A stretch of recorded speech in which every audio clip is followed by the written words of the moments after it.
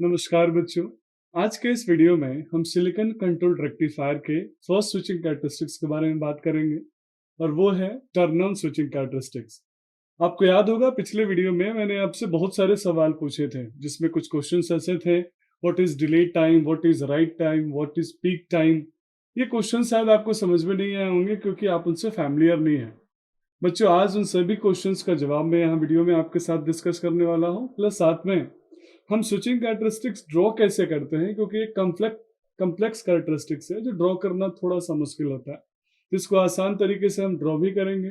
Exact anode current, anode voltage और different different parameters की value कैसे कैलकुलेट करते हैं वो सारी चीजें हम देखेंगे। तो सबसे पहले समझते हैं बच्चों कि जब हम स्विचिंग कैरेक्टरिस्टिक्स में टर्न ऑन कैरेक्टरिस्टिक्स ड्रॉ करते हैं तो होता क्या है। तो ये एक सिलिकॉन कंट्रोल्ड रेक्टिफायर का जनरल डायग्राम है जिसके तीन टर्मिनल है। कौन कौन से बच्चों? Anode, cathode as well as gate. Cathode को हम के से रिप्रेजेंट करते हैं, एनोड को ए से रिप्रेजेंट करते हैं और गेट को बच्चों हम जी से रिप्रेजेंट करते हैं। ये एक 4 लेयर का डिवाइस होता है, पी एन पी एन, और 3 जंक्शन होते हैं, J1, J2 एंड J3। आपको याद होगा जब हम स्विचिंग कैरेक्टरिस्टिक से पहले डिवाइस के ट्रिगरिंग मेथड पढ़ रहे थे, वहां पे हमने देखा था कि जैसे हम इस डिवाइस के एनोड को पॉजिटिव, कैथोड को नेगेटिव करते हैं तो जो J1 जंक्शन है वो ऑटोमेटिकली फॉरवर्ड बायस हो जाता, J3 जंक्शन फॉरवर्ड बायस हो जाता और J2 जंक्शन जो होता है वो रिवर्स बायस होता है। तब हमारा जो मेजर चैलेंज होता है बच्चों इसी J2 रिवर्स बायस जंक्शन को फॉरवर्ड बायस करना, और यही फेनोमेनन हम डेवलप करते हैं इस सिलिकॉन कंट्रोल्ड रेक्टिफायर के टर्न ऑन कैरेक्टरिस्टिक्स में। कैसे वो J2 जंक्शन रिवर्स बायस से फॉरवर्ड बायस होता है और उस ड्यूरेशन में इन डिफरेंट डिफरेंट टाइम्स के अंदर क्या होता है, इनका क्या इंपॉर्टेंस है। तो बच्चों आप ध्यान से देखिएगा कि जब हम गेट के थ्रू ट्रिगरिंग करते हैं, आप एज्यूम कर लीजिएगा कि बहुत सारे ट्रिगरिंग मेथड्स में मैं यहाँ पे गेट ट्रिगरिंग मेथड प्रीफर कर रहा हूँ क्योंकि सबसे ज्यादा इफेक्टिव और इकोनॉमिकल है। तो गेट ट्रिगरिंग मेथड में मैं यहाँ गेट टर्मिनल से पॉजिटिव गेट करंट देता हूँ। पॉजिटिव गेट करंट होते ही इस गेट के जंक्शंस पे ये हॉट, यहाँ पे कुछ हॉट स्पॉट्स क्रिएट होता है और यही से मेरा स्टार्ट होता है 3 अलग अलग ड्यूरेशंस। तो आप इस ग्राफ में देखिए, सबसे पहले मैंने अपने डिवाइस को पॉजिटिव गेट पल्स दिया। पॉजिटिव गेट पल्स देने के पहले भी हम तरीके डिस्कस कर चुके हैं कि हम gate terminal as well as cathode terminal के बीच में बायसिंग जैसे ही करेंगे गेट वोल्टेज का तो यहाँ से पॉजिटिव गेट करंट मिलना स्टार्ट होगा। तो ये पॉजिटिव गेट वोल्टेज मैंने यहाँ पे अप्लाई किया। इस पॉजिटिव गेट करंट को देते ही मेरा डिवाइस टर्न ऑन नहीं होता। ये आप आईवी कैरेक्टरिस्टिक्स में ऑलरेडी बच्चों पढ़ चुके हैं।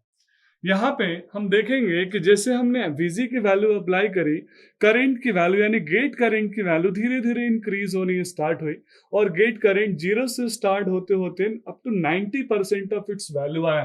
गेट करंट का वैल्यू कितना होता है बच्चों? बहुत लो वैल्यू होता है। ये हम मिली एम्पियर वगैरह में लेते हैं। एक जनरल में डाटा के अनुसार बोलो तो इसकी वैल्यू 200 मिली एम्पियर होती है। तो इसका टाइम भी बहुत कम होगा अचीव करने में। तो बहुत स्मॉल वैल्यू है, लेकिन फिर भी इस 200 मिली एम्पियर वैल्यू का 90% टाइम जो कंज्यूम करता है, 90% वैल्यू अचीव करने में जो टाइम कंज्यूम करता है वो टाइम हम कंसीडर नहीं करते। हम मानते हैं उस ड्यूरेशन में मेरे डिवाइस के अंदर कोई एक्टिविटी हुई ही नहीं, इसीलिए ना वो डिले टाइम के अंदर आता है ना वो किसी और टाइम के अंदर आता है। अब यहाँ 90% जब गेट करंट की वैल्यू अचीव कर लेता है तब मेरे डिवाइस के अंदर small value of leakage current बनना स्टार्ट होता है। तो आप देखिएगा बच्चों, यहाँ पे सबसे पहले मैं बात करता हूँ एनोड वोल्टेज का। जैसे ही मेरा डिवाइस 90% तक इसकी वैल्यू को अचीव कर लिया तो मेरे डिवाइस का जो ऑफ मोड में था, फॉरवर्ड ब्लॉकिंग मोड में था, जो रेटेड वोल्टेज को ब्लॉक करके रखा था, उस वोल्टेज की वैल्यू धीरे धीरे रिड्यूस होनी स्टार्ट हुई और वो वैल्यू 100% रिड्यूस होकर आएगी। इट्स 90% मींस VA रिड्यूस हो गया 0.9 VA। ये ध्यान रखिएगा बच्चों, इसी टाइम में हम अभी इसी टाइम का हम चर्चा कर रहे हैं जिसको हम बोलते हैं डिले टाइम।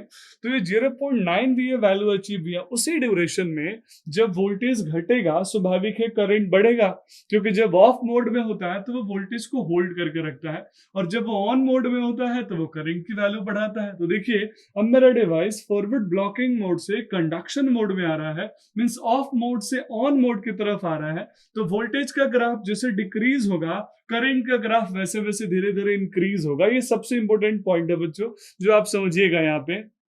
अब इस ड्यूरेशन में वो तो small value of leakage current मुझे मिलेगा, मींस 90% तक ऑफ गेट करंट तक मेरे मैं मान के चल रहा हूँ कि डिवाइस के अंदर बहुत नेग्लिजिबल लीकेज करंट है, और वो यहाँ मैंने इसको यहाँ से रिप्रेजेंट किया है 0.1 IA, मींस उसके रेटेड वैल्यू के मुश्किल से 10% वैल्यू। अब देखिए बच्चों, यहाँ पे जैसे ही मेरा VA की वैल्यू 90% तक अचीव कर ली, गेट ने 100% अचीव कर लिया, कुछ टाइम कंज्यूम किया, उसके बाद धीरे धीरे मेरा एनोड का करंट इंक्रीज होना स्टार्ट होगा, और ये इंक्रीज होके इस वैल्यू को यहाँ तक अचीव करेगा।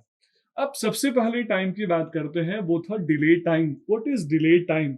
डिले टाइम को हम कैसे रिप्रेजेंट करेंगे? तो बच्चों यहाँ ध्यान दीजिएगा, डिले टाइम वो टाइम होता है जिसमें गेट का जो करंट होता है वो 90% ऑफ गेट करंट से 100% ऑफ गेट करंट को अचीव करता है।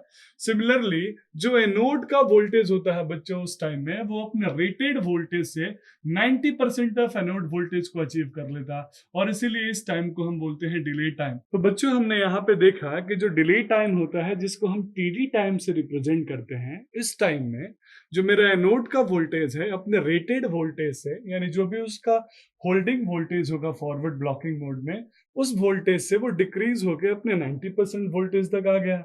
सिमिलरली बच्चों, जो एनोड का करंट है, जो कि नेग्लिजिबल करंट था, लीकेज करंट के फॉर्म में था, वो धीरे धीरे बढ़ के अपने रेटेड वैल्यू के 10% ऑफ करंट तक अचीव कर लिया, और इसी टाइम को हम बोलते हैं डिले टाइम, जिसको TD से रिप्रेजेंट करते हैं। यहाँ T रिप्रेजेंट कर रहे हैं टाइम को, और स्मॉल d रिप्रेजेंट कर रहा है डिले वर्ड को। अब बच्चों मेरा डिवाइस अपने एनोड करंट के 10% करंट को अचीव कर चुका है, लेकिन अभी भी वो फॉरवर्ड कंडक्शन मोड में नहीं है, क्योंकि फॉरवर्ड कंडक्शन मोड में आने के लिए उसको कौन सा करंट अचीव करना होगा बच्चों? आपको याद होगा, मैंने आपको पढ़ाया था, वो करंट कहलाता है लैचिंग करंट। और latching current rated anode current से के बराबर या फिर उससे थोड़ा ज्यादा होता है। तो स्वाभाविक है अभी मेरा डिवाइस ब्लॉकिंग मोड में ही है, लेकिन हाँ, वो ब्लॉकिंग मोड से धीरे धीरे किसकी तरफ जा रहा है? कंडक्शन मोड की तरफ, और इसीलिए इस कैरेक्टरिस्टिक्स को हम बोलते ही हैं स्विचिंग ऑन कैरेक्टरिस्टिक्स या फिर टर्न ऑन कैरेक्टरिस्टिक्स।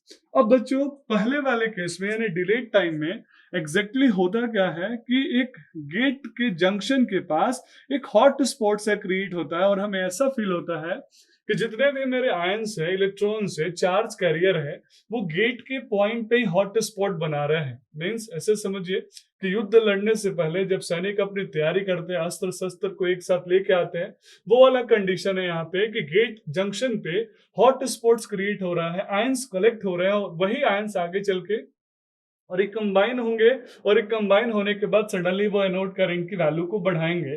तो अब हम दूसरी टाइम को की तरफ बढ़ते हैं, और उसको बोलते हैं राइज टाइम। राइज का मतलब ही होता है उदय होना, उदय होने का मतलब ही होता है कि हम चीजों को बढ़ा रहे हैं धीरे धीरे बच्चों। तो यहाँ डिले टाइम में मैंने डिले किया, क्योंकि इस करंट का, इस वैल्यू का कोई मतलब नहीं है डिवाइस के टर्न ऑन से, लेकिन ये शुरुआती फेज है। युद्ध लड़ने से पहले जो सैनिक अपने अस्त्र को तैयार करता है, वही सबसे इंपॉर्टेंट फेज होता है, क्योंकि जिस सेना के पास अस्त्र नहीं होगा, शस्त्र नहीं होगा, वो स्वाभाविक है कभी युद्ध जीत ही नहीं पाएगा। इसीलिए ये फेज इतना इंपॉर्टेंट है, और हम यहाँ पे इतनी जोर देकर इसको डिस्कस कर रहे हैं। बच्चों अब हम दूसरे टाइम की तरफ बढ़ते हैं। This is called rise time. Rise का मतलब है जहां पे वैल्यूज बढ़ रही है। अब कौन सी वैल्यूज बढ़ेंगे बच्चों? जो हमें चाहिए। हमें कौन सी वैल्यू चाहिए? एनोड करंट, क्योंकि डिवाइस जब टर्न ऑन होता है तो एनोड करंट ही राइज होता है। तो आप देखिए यहाँ पे एनोड करंट अपने 10% ऑफ रेटेड करंट से बढ़ते बढ़ते कहां तक आ गया बच्चों? 90% ऑफ रेटेड करंट, यानी 0.9 IA अपने 90% ऑफ रेटेड करंट तक की वैल्यू अचीव कर लिया है। और इसी वैल्यू तक, बहुत ध्यान से सुनिएगा बच्चों, इसी वैल्यू तक हम टाइम को रिप्रेजेंट करते हैं राइज टाइम से। अब इस ड्यूरेशन में जब करंट की वैल्यू बढ़ेगी तो स्वाभाविक है वोल्टेज घटेगा। मैं पहले भी आपके साथ डिस्कशन में काफी क्लियरली डिटेल कर चुका हूं कि जब डिवाइस ऑफ होता है तो वो वोल्टेज को होल्ड करता है, जब डिवाइस ऑन होता है तो वो करंट को पास करता है। तो वोल्टेज जब घटेगा तो करंट की वैल्यू बढ़ेगी, जब वोल्टेज बढ़ रहा है मतलब करंट की वैल्यू वहां घट रही है ग्राफ के फॉर्म में, क्योंकि ऑन स्टेट में डिवाइस हमेशा करंट को पास करता है, वोल्टेज को होल्ड करके रखता है। तो देखिए यहाँ वोल्टेज डिक्रीज होगा 90% से कितनी वैल्यू तक बच्चों? 10% ऑफ इट्स रेटेड वैल्यू तक। करंट जितना इंक्रीज हुआ वोल्टेज उतना ही डिक्रीज हुआ, और इस टाइम को बोलते हैं राइज टाइम। इस टाइम को हम यहाँ कैसे समझते हैं बच्चों, यहाँ राइज हो रहा है, उदय हो रहा है, मीन्स जो गेट के पास हॉट स्पॉट क्रिएट हुआ था, जो जंक्शन पॉइंट बने थे, वहां से आयंस मेरे अब रिकम्बाइन हो रहे हैं, डिफ्यूज हो रहे हैं एक दूसरे से, और करंट, कलेक्टर करंट की वैल्यू धीरे धीरे बढ़ा रहे हैं। मीन्स जो मेरा J2 जंक्शन अभी तक इमोबाइल है, J2 जंक्शन रिवर्स बायस है, धीरे धीरे अब वो फॉरवर्ड बायस होने की तरफ बढ़ रहा है।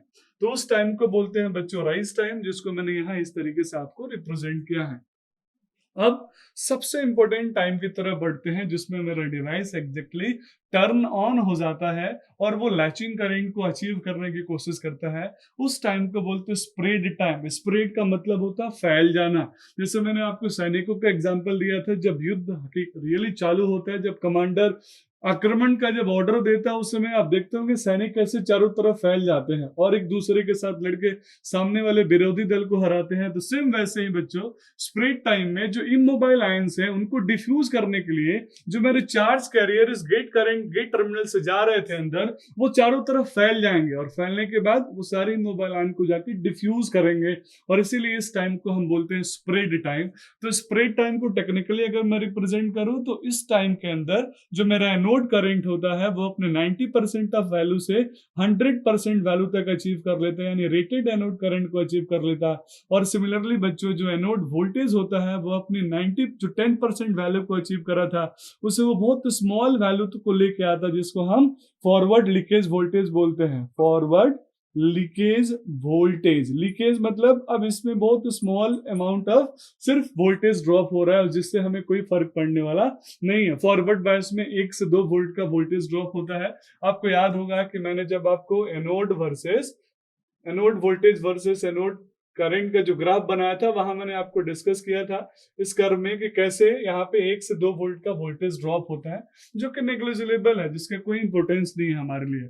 तो इस तरीके से बच्चों हमने टर्न ऑन टाइम में 3 टाइम का चर्चा कर लिया, और वो था मेरा डिले टाइम। तो टी ऑन टाइम को हम रिप्रेजेंट करेंगे, it is the sum of delay time plus it is the sum of rise time plus it is the sum of spread time. तीनों टाइम मिलके जो टाइम बनेगा, this time is called turn on time. और आप यहाँ पे देख रहे होंगे कि स्प्रेड टाइम में कैसे मेरा आयन चारों तरफ स्प्रेड हो चुका है, सिर्फ हॉट स्पॉट जंक्शन पे नहीं है बल्कि चारों तरफ डिवाइस के अंदर स्प्रेड हो गया, और जो मेरा J2 जंक्शन रिवर्स बायस था अब वो फॉरवर्ड बायस में कन्वर्ट हो गया है। बच्चों दो चीजें और यहाँ पे समझनी इंपॉर्टेंट है। सबसे पहले चीज, एक बार मेरा डिवाइस टर्न ऑन हो गया, उस कंडीशन में मैं गेट पल्स को रिमूव कर दूंगा, लेकिन टर्न ऑन होने के लिए कंडीशन वही है, डिवाइस को कौन सा करंट अचीव करना पड़ेगा, लैचिंग करंट।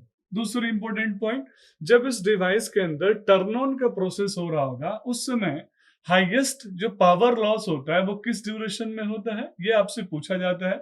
तो जो हाईएस्ट पावर लॉस होगा स्वाभाविक है उस ड्यूरेशन में होगा जिस ड्यूरेशन में आयंस की मोबाइलिटी सबसे ज्यादा होगी। इसको मैं अपने एग्जांपल से ही कोरिलेट करके आपको समझाता हूं कि जैसे एक समय था जब सेना अपने शस्त्र को तैयार कर रही थी, उस समय कोई क्षति नहीं होगा, कोई भी सैनिक नहीं मारा जाएगा। एक समय था जब सेना युद्ध लड़ने के लिए तैयार है, उस समय भी कोई सैनिक नहीं मारा जाएगा।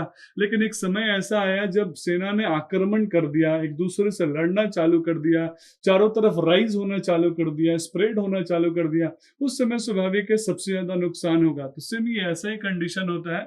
डिलीट टाइम में जो पावर लॉस होता है वो मिनिमम से मिनिमम, क्योंकि राइज टाइम के अंदर ही करंट सबसे ज्यादा चेंज होता है और उसी टाइम में वोल्टेज भी सबसे ज्यादा चेंज होता है, और यही रीजन है करंट और वोल्टेज का प्रोडक्ट होता है पावर।